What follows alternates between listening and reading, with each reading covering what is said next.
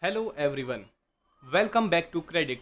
This is day 29 of this series, and which series I'm talking about? This is 45-day Learn Blockchain Development series, in which we are going to learn blockchain from basic to a good level of knowledge that we can develop our own decentralized applications.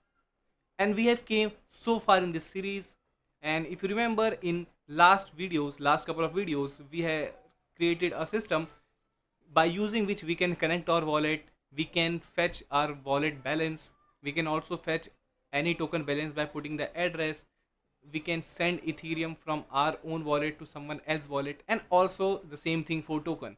We can send tokens from our wallet to someone else's wallet by putting the address in our fields. So without wasting any time, let's get started and let's see what we are going to do today. And just let me quickly open the application here. So this is the application we have developed so far. You can see this is a very basic application, and if I'm going to show you the functionality, you can click on connect wallet. The MetaMask wallet should pop up. It will ask for wallet to connect. Just click on next and confirm, and as you can see, the wallet is connected, and this is our address by which the wallet is connected. This is our ethereum balance, but for now this is testnet, so this is actually the Sepolia ETH, the testnet ETH, but we are going to write it as ethereum. Okay, and here we can write the to address in which we want to send some amount. We can enter the amount, click on send. The MetaMask should pop up to ask us to approve the transaction. Okay, see, so this is working. I'm just going to cancel it now. You can also do this for token. Enter any token address. This is auto testing because I've already entered the address, but if you don't have this option, just copy the address from your wallet, and I've told you how to get the address. Okay, just click on fetch token balance. You can see the token balance is fetched now. The address, the token amount, the click, you can see transaction failed because we have rejected the MetaMask pop-up. So this is all we have developed in previous videos, and today video we are going to work on the visual aspects of this application. So I don't like to waste much time, so I've created the css file and basic classes of html already. So now our application will look like this. Okay, so this is the same application.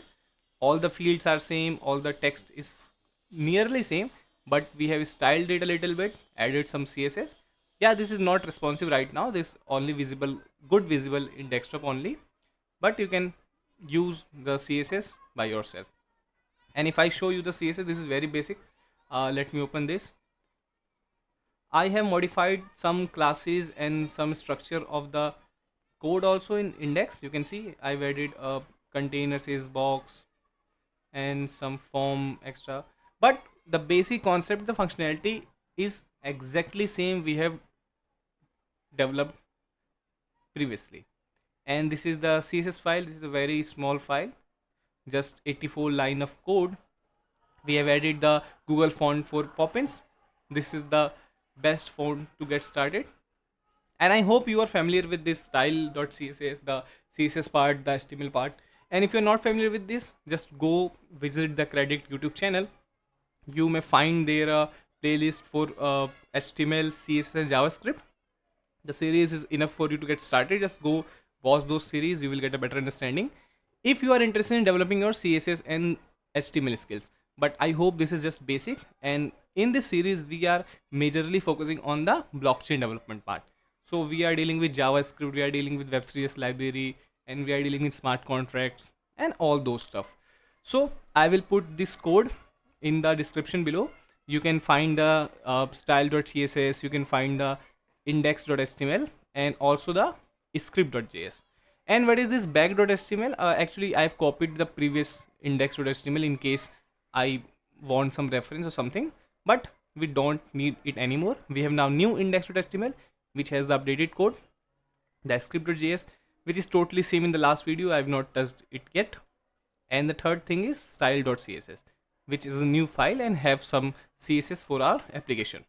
Okay, so now I think this looks much more uh, good as compared to the previous base html thing, and this works same. Let me quickly test it out. Just click on connect wallet, and the wallet is already connected. That's why it shows the address without popping up. The balance is here. We can fetch the token balance also. You can click on this and the token balance is fetched, and you can also do the same functionality by these fields. Okay, so as now our UI looking much better, but you can see this long address is still confusing, so we don't want to show the full address due to security concerns also, and also for good aspects of UI.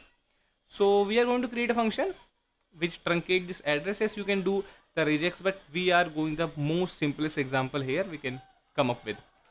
So let's quickly head back to our script.js. Just zoom it a little bit. Okay, it's too much. Just okay, this is fine now. So I'm going to create a function here at below which says truncate wallet address. Okay, so I'm going to create a function here, says const truncate address, and this takes a argument. You can say address. Okay, so now this is very simple. Just we have to do return address dot slice, because address is actually a string. And what we can say, we can add not dash but 3 dots, not 4, 3, and we have to get the last character. So we can say slice, and this will do like -4. Okay, so I think this will work fine. Just save this, head back to our application, refresh the page to check if everything is updated. Now click on connect wallet, and you can see, okay, we have not called the function. So just copy the function, head back to here where we are updating the, so here we are updating the wallet address after wallet connection. So just put this in bracket and pass the function argument. Save this file, make sure to refresh, but it automatically refresh, or it is not required to refresh every time. I'm just cross checking. Okay, so just now click on this button, says connect wallet, and you can see the address is truncated, and I think it is correct. Let's compare it with MetaMask. So it's ABEAC. Yes, we are getting the 4 characters, but we can also get the 5. So let's add here, not where, here. Okay, so instead of 4, just add 5. Save and just click on connect, and you can see now we have the exact same the way MetaMask shows up. So we've also done this. We have now much more concise front end, and this looks pretty fine to me. You can also use your own CSS skills to add some other colors, to add some animation, to design colors. You can do whatever you want, but this is all from me. Okay, so this is the source code for this application. I'm gonna delete this back.html, or just leave it as it is, no problem.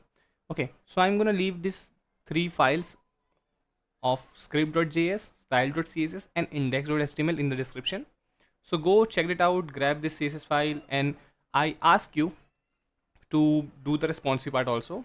Create this application as responsive, that it can also be seen in smaller devices. Like you can see, for now this is just going overlapping, so this is not responsive at all. So you also try to make it responsive. Okay, so this is all for this video. We are going to upgrade or enhance the features of this application later. We can add loaders while doing the transaction, we can do all those stuff, but for this video this is all. Okay, so I hope you are getting everything in your understanding, and you will learning day by day. So keep following this series, and I will see you in the next video. Till then, keep watching and stay safe.